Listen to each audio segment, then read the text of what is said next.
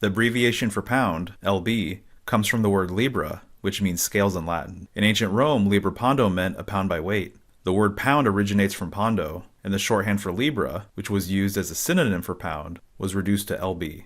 A libra was comprised of 12 parts called an uncia, and is considered the ancestor to the ounce, an inch. Naturally, the pound, or libra, was closely tied with commerce in various trades. Weighing anything from grain to gold requires an accurate scale. Gold and silver coins were minted at specific weights, and paper currency was backed by precious metals.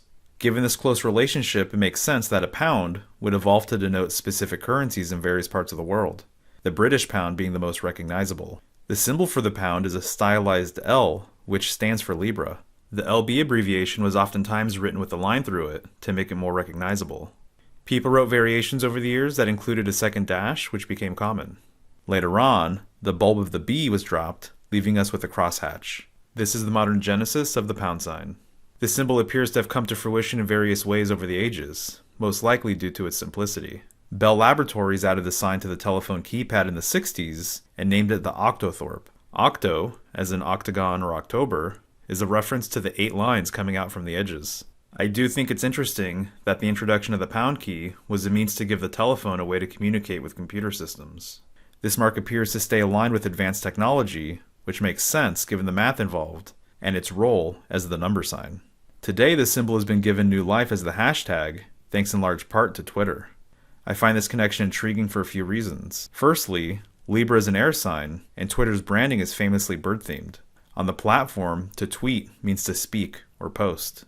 This is great symbolic matchmaking because birds are quick thinkers and brilliant communicators. All things considered, Twitter's brand alignment with birds is fitting. Libra has a few interesting connections with bird symbolism as well. The Egyptian goddess Ma'at comes to mind, who is sometimes called the mistress of the underworld. She's depicted with a stylized ostrich feather on her head, and was considered the goddess of truth, justice, and balance. The balance component is most visible in the ancient Egyptian Judgment of the Dead ritual, where Ma'at's feather plays an important role. This act is also referred to as psychostasis, or the weighing of souls. In this ceremony, a heart is weighed against Ma'at's feather of truth to judge if a soul is light enough to ascend in the afterlife. Like a ledger, it was believed the heart recorded all of the deeds of a person's life. Lucky for us, whether it's an ounce of silver or the soul of a man, the great cosmic scales, like those of Libra and Ma'at, will forever remain balanced and impartial. This much we can count on. As always, I'd love to know what you think. Thanks.